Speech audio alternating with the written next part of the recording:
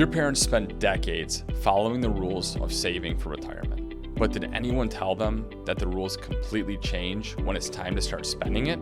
Pulling money out of the wrong account at the wrong time may trigger a large accidental tax bill that can strip away their hard-earned wealth.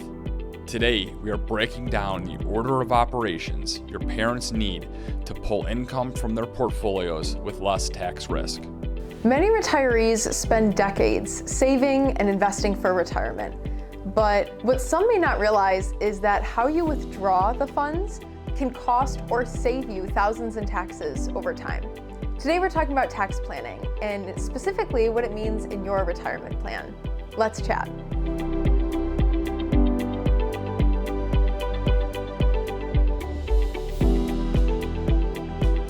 My name is Gina DiGirolamo. I'm here with Adam Larkin. Adam, let's jump right into it. Many retirees have saved and invested into different accounts throughout their career.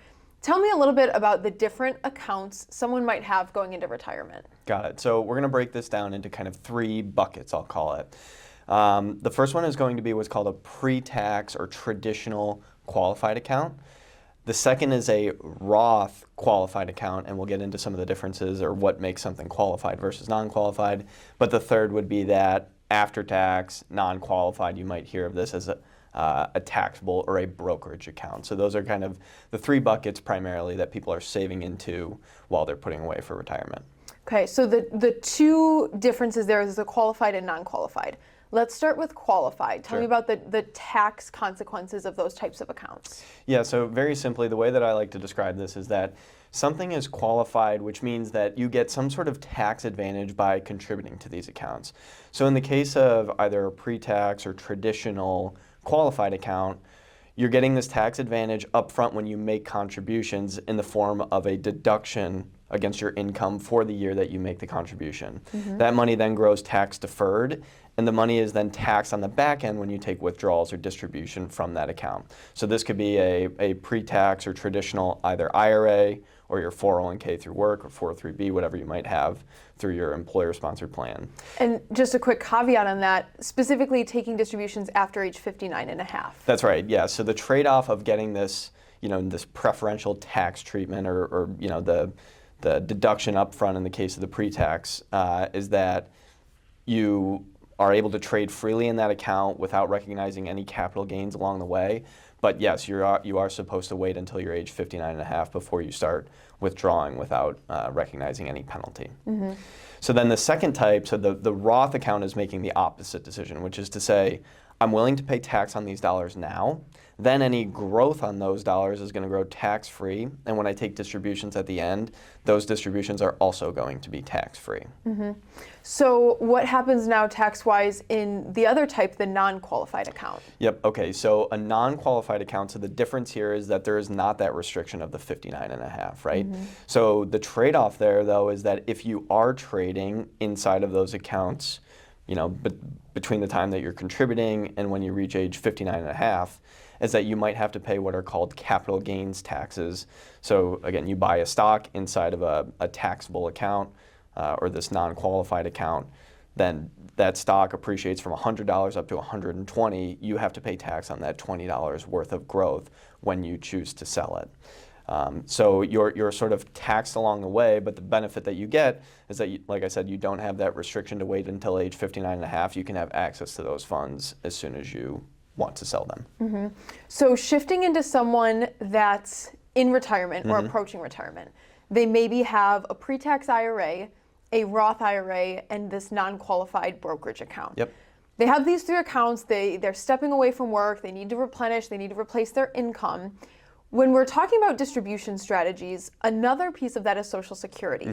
How does Social Security play into all of these other account types? Yeah, okay, so we kind of think of Social Security as this income stream that you'll have in retirement. So whenever you choose to turn on Social Security, now you have something to satisfy all or at least some portion of your income need for a year. So let's say in a scenario where you're somebody that needs $200,000 worth of cash flow for a year to sustain your lifestyle, and Social Security covers $50,000 of that. Well, that's great. So that limits it now down to 150,000 that we need to supplement. So then we have a decision with these other 3 accounts that we mentioned earlier of from which accounts should we take and why would we make any one decision rather than another. And the answer to that question is that we're often looking at your tax bracket and your Medicare bracket, or the premiums that you'll be paying for your Medicare, to drive our decision of which buckets we want to pull from to supplement your Social Security income. And let's go a little bit deeper into that. So you mentioned the Medicare premium. Mm-hmm. Why is this important, and what does it mean for someone in retirement? So Medicare premium, so Part B and Part D, they come with an annual cost, right? Mm-hmm. And at the very basic, first level, everybody kind of pays that same amount. If you have an income level over a certain threshold, you have to start paying what is called IRMA, so an income-related monthly adjustment. And what that means is that you would have to pay an amount above what is kind of that base level because your income is too high. So the Social Security Administration is going to look back at your prior 2 years tax return, meaning for them to determine whether or not you need to pay IRMA and which level of IRMA that you need to pay, they're going to look back for 2026, they're going to look at your 2024 tax return to determine what your income level was then, which sets what your Medicare premiums will be for this year. And if you think about the financial life cycle of a person, their later years in their career approaching retirement are typically their highest earning years. Also, we've had clients that have sold a business or had a big cash inflow in those years leading up to retirement. What does someone do if they have their biggest income year a year or two before retirement, and then they have this 2-year look back period? Yeah, so you can file, it's Form SSA 44. It's kind of a redetermination of your IRMA premiums. You're essentially reaching out to the Social Security Administration and saying, hey, I understand that my income looks this way from 2 years ago, but something has materially changed in my life, namely, I've retired. So there is a meaningful life change that has now reduced my income. And what you would do is you fill out this form, you essentially send to them, what your expectation for your AGI for the year will be, AGI plus any tax-exempt interest that you might have in investments. You submit that to them, they will respond and let you know if they're going to reduce your premiums. But the good news is if you're not willing to go through that process or you didn't get around to it, you might have those elevated premiums for 2 years. So let's say in this example, you sold a business, this year in 2026. Now, when you're applying for Social Security in 27, they're looking at your 25 and 26 returns for the next 2 years. So you're going to pay this elevated level of premium for those 2 years until you've reached a year where that income has gone away. So because in a way, you've wrongly paid this elevated premium, the Social Security Administration will reimburse you for anything that you have overpaid once they recognize that, hey, there was some kind of life-changing event that has meaningfully reduced your income once you started taking Medicare. Okay, and this is a great explanation, Adam. If you kind of tie a bow on this, we talked about the different types of investment accounts. We talked about Social Security income and Medicare premium thresholds.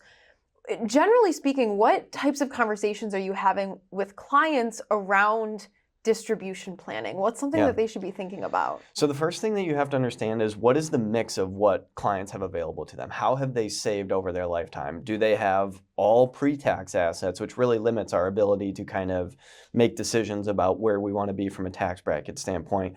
Or do they have a mix of pre-tax assets and after-tax and Roth, which then allows us to sort of play this game of, okay, which tax bracket do we want to be in? And at what level of Medicare premiums are you comfortable paying? And so that's what we're looking at. And I think there's, the first thing is to kind of look at it on a year by year. So meaning I'm trying to plan so that you are in the optimal tax bracket this year and you're paying the optimal amount of premiums for Medicare this year. And the reason I use optimal is that less is not always more.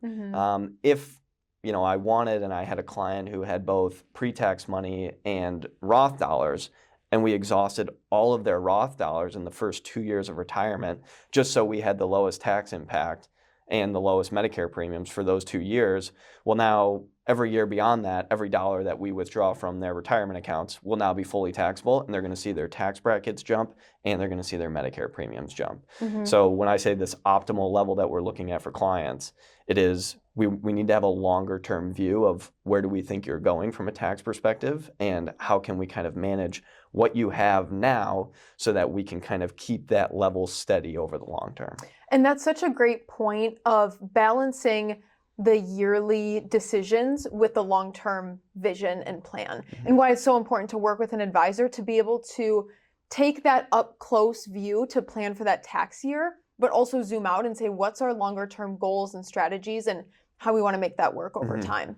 So to tie a bow on this, what is the key takeaway or key message for folks that are approaching retirement or in retirement? Yeah, so I'll start with people that are in retirement. So the takeaway here is that you've done a great job saving, you've reached retirement. Now you may have multiple buckets to choose from to withdraw from and supplement that Social Security income that you may have. And the point that we're trying to make here is that you want to come up with a targeted approach to doing it, rather than just to withdraw from those accounts without knowing exactly how that's going to impact your overall tax picture and your Medicare premiums. And while it's important to look at this certainly on a year-by-year basis, it's also important to understand kind of the longer-term vision of, where do we expect you to be from a tax standpoint in the long term, and what does that mean for your Medicare premiums in the long term. So I think that's kind of how it applies to people in retirement. For those that are approaching retirement, we talk a lot about helping clients have this flexibility. You want to have assets saved into multiple buckets. And depending on your income situation at the time, that will probably drive your decision for whether or not you're contributing pre-tax or Roth into your company-sponsored 401k. Or whether or not you're saving after-tax assets. But the point is, if you are able to bolster all three of these buckets, now we have flexibility where we can determine, hey, we're comfortable distributing pre-tax assets, meaning we're going to be taxed on these dollars that we distribute up to a certain level. And once we've reached that level, now we're going to turn on either after-tax or Roth assets that are not going to be taxed dollar for dollar the same way that pre-tax assets are. So you can set yourself up for future flexibility by making sure that you have contributed to, I would say 2 to 3 types of different buckets here that we've talked about. Absolutely. And this can sometimes be overwhelming when you're ready to take those distributions and there's so many areas to manage, which is why we said it's so important to work with an advisor when you have that flexibility and those options to make sure that you're managing it as best as you can. Right. So if this is something that you think may apply to your situation, reach out to our team at Blue Chip Partners. We're always happy to help. And thanks so much for joining me today, Adam. Yeah, thanks for having me. Thanks so much for watching. Can't wait to chat again soon.